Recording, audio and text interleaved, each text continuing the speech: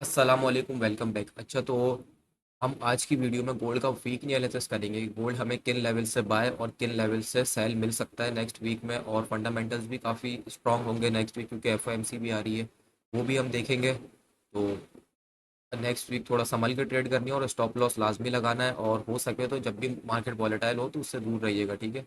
यही मैं अपने लाइव स्ट्रीम से भी समझाता हूँ, अपनी वीडियोस में भी बताता हूँ, और ये ट्रेड भी मैंने लाइव स्ट्रीम पे ही ली थी। अगर ये आप देख रहे हैं ना, ये मैंने फ्राइडे के दिन जो मैंने लास्ट ट्रेड ली थी अपनी लाइव स्ट्रीम पे, वो यही ली थी। अगर आप मेरी लाइव स्ट्रीम ज्वाइन करना चाहते हैं तो डेली लाइव आता हूँ मैं, आपको ज्वाइन कर सकते हैं चैनल को सब्सक्राइब करके, ठीक है। अच्छा, अगर हम काम की बात पे आते हैं, और अगर हम फॉरेक्स फैक्ट्री में देखते हैं तो हमें मंडे के दिन कोई न्यूज़ नहीं मिलती और ट्यूसडे के दिन भी कोई न्यूज़ नहीं है। अगर हम वेडनेसडे के दिन देखते हैं, वेडनेसडे के दिन रात को 11 बजे हमें फेड की न्यूज़ मिलती है, जो है ये रेट कट की, ठीक है। ये एफओएमसी की न्यूज़ है, ये बहुत इंपॉर्टेंट न्यूज़ होती है। इस दिन मार्केट बहुत ज़्यादा वॉलेटाइल होती है और एफओएमसी की न्यूज़ से मार्केट अप साइड या डाउन साइड की तरफ एक बहुत बड़ा मूव भी लेती है, ठीक है। तो ये जब भी रेट कट होता है तो ये गोल्ड के लिए पॉजिटिव होता है और डॉलर के लिए नेगेटिव होता है, और जब रेट कट नहीं होते हैं तो ये गोल्ड के लिए नेगेटिव होता है और डॉलर के लिए पॉजिटिव होता है, ठीक है। अगर अगर तो रेट कट होते हैं, गोल्ड बुलिश हो जाएगा, और अगर रेट कट नहीं होते तो गोल्ड बेरिश हो जाएगा। वैसे अगर हम देखें ना, तो यानी जो केविन बॉश जो है, अभी जो नया फेड का चेयरमैन आया है, उसने लास्ट टाइम जो है यानी काफ़ी ज़्यादा उसने बातें करी थी, दावे किए थे कि जो है मैं डॉलर को स्ट्रॉन्ग करूँगा, इकॉनमी अच्छी होगी, ये वो। तो अगर उसका यानी उस पे सारी चीज़ डिपेंडेंट है। जब जब वो स्पीच देने आएगा तो उससे इस चीज़ का पूछा जाएगा कि आपने जो दावे किए थे, आपने जो बातें की थी, उसका क्या हुआ। तो अगर उसने उस चीज़ पे पॉजिटिव रिएक्ट किया, यानी उसने पॉजिटिव जवाब दिया, तो जो है गोल्ड बेयरिश हो सकता है, और अगर नेगेटिव दिया तो गोल्ड बुलिश होगा, ठीक है। अगर फिर जो है हम इसको अगर टेक्निकल एनालिसिस करते हैं इस चार्ट का, तो हम इसको देखते हैं यहाँ पे कि गोल्ड हमें देखिए, गोल्ड का जो है ना, अभी तो फिलहाल गोल्ड ना एक रेंज में चल रहा है। अगर हम इसको डेली के चार्ट पर देखते हैं या फिर H4 के चार्ट पर देखते हैं ना, तो गोल्ड जो है ना फिलहाल एक रेंज है। इसकी बड़े टाइम फ्रेम पे भी रेंज है।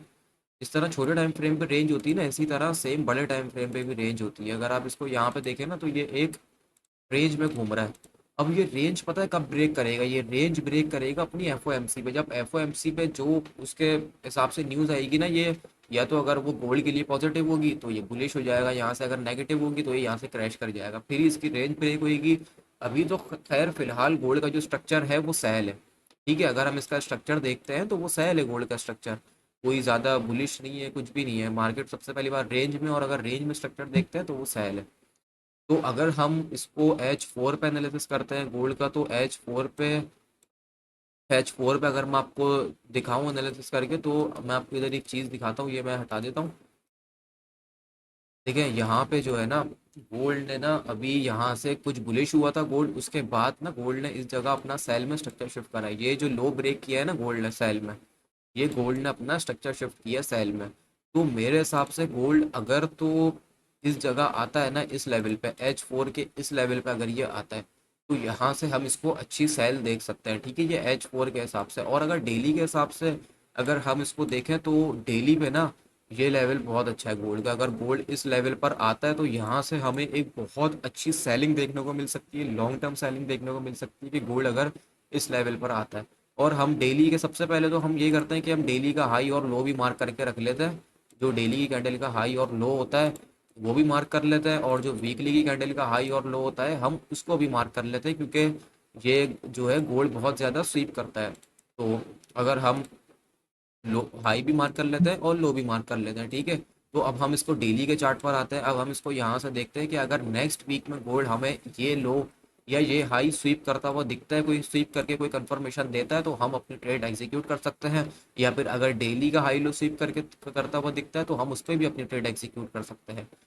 मुझे तो ज़्यादा यही लग रहा है कि गोल्ड जो है H4 के टाइम फ्रेम पे जो उसने स्ट्रक्चर बनाया है अभी, तो गोल्ड उस हिसाब से गोल्ड इस तरह सेल जा सकता है। गोल्ड शायद एक दफ़ा और नीचे आए यहाँ से, फिर इस लेवल को टैप करके गोल्ड इधर से एक बेहतरीन सेल की ट्रेड दे सकता है, और हम इस लो तक भी टारगेट कर सकते हैं इस ट्रेड को, और इस लो तक भी टारगेट कर सकते हैं, ठीक है। और अगर हम ऐसी थोड़े और छोटे टाइम फ्रेम पे देखें, H2 पर देखें, तो H2 पर भी सेम यही लेवल है गोल्ड का। इधर गोल्ड ने स्ट्रक्चर ब्रेक किया हुआ है, चेंज ऑफ करेक्टर किया हुआ है, और ये गोल्ड का एक बहुत बेहतरीन लेवल है। इसको हम और छोटे टाइम फ्रेम पे देखते हैं, हमें और लेवल्स मिलेंगे। अगर हम इसको और छोटे टाइम फ्रेम पर देखते हैं तो यहाँ पे मैं आपको आपको अगर इंड्यूसमेंट का पता हो तो यहाँ पर एक इंड्यूसमेंट क्रिएट हो रही है, ठीक है। यहाँ पे ये लिक्विडिटी है, लाल, ये लिक्विडिटी है गोल्ड की, ठीक है। ये हम इधर इसको लिक्विडिटी मार्क कर लेते हैं, ठीक है। ये एक लिक्विडिटी है गोल्ड की, और यहाँ पे गोल्ड बिल्कुल इस तरीके से गोल्ड रिएक्ट कर सकता है। ये देखें, ये जो चीज़ है ना, गोल्ड सेम इस तरीके से चल सकता है। ये जो मैं आपको मार्क करके दिखा रहा हूँ, ये गोल्ड यहाँ से एक अच्छी सेल हमें देखने को मिल सकती है गोल्ड में, क्योंकि गोल्ड ने ये इंड्यूसमेंट भी बना दी है। यहाँ पे गोल्ड अगर वापसी इस लेवल पर आता है तो यहाँ से हमें एक सेल की अच्छी ट्रेड मिल सकती है, ठीक है। और ये लेवल स्टिल ये यानी ये लेवल भी वैलिड रहेगा कि अगर हम इसको छोटे टाइम फ्रेम पर देखते हैं तो हम इसको और छोटा कर सकते हैं इस लेवल को। ये लेवल एक बहुत अच्छा लेवल है, एक ये लेवल है और एक ये लेवल है। अच्छा, तो अगर हम इसको दोबारा मैं आपको H4 पे शिफ्ट करता हूँ, और अगर हम देखते हैं कि अगर गोल्ड H4 पे हमें इस जगह यानी क्लोजिंग दे देता है ना इस विक के ऊपर, तो गोल्ड बुलिश हो जाएगा फिलहाल। गोल्ड फिलहाल बुलिश हो जाएगा। अगर इसको विक के ऊपर कैंडल की क्लोजिंग मिल जाती है तो ये स्ट्रक्चर इसका बुलिश में चले जाएगा। अगर तो ये इन लेवल्स से, जो लेवल्स मैंने मार्क करे, इनसे ये रिजेक्ट होता है तो हमें एक सेल में अच्छी ट्रेड भी मिल सकती है। हम इसको और छोटे टाइम फ्रेम पर देखते हैं, M30 पर देख लेते हैं। M30 पर भी सेम यही लेवल आ रहा है गोल्ड का। गोल्ड को हम इस लेवल M30 के भी इसी लेवल से सेल कर सकते हैं। और M30 का एक बाइंग का लेवल भी है यहाँ पे। M30 का एक ये बाइंग का लेवल है गोल्ड का। गोल्ड को हम इस लेवल से बाय भी कर सकते हैं अगर गोल्ड पहले नीचे आता है, तो अब हम गोल्ड को यहाँ से बाय कर सकते हैं। फिर हम इसको ऊपर अप साइड के लिए इधर तक या इस लेवल तक टारगेट भी कर सकते हैं, ठीक है। और मैं अगर आपको और छोटे टाइम फ्रेम पर और लेवल्स दिखाता हूँ, तो फिलहाल तो और छोटे टाइम फ्रेम पर लेवल तो अभी नहीं है कोई। M3 पे देख लेते हैं, M1 पे देख लेते हैं।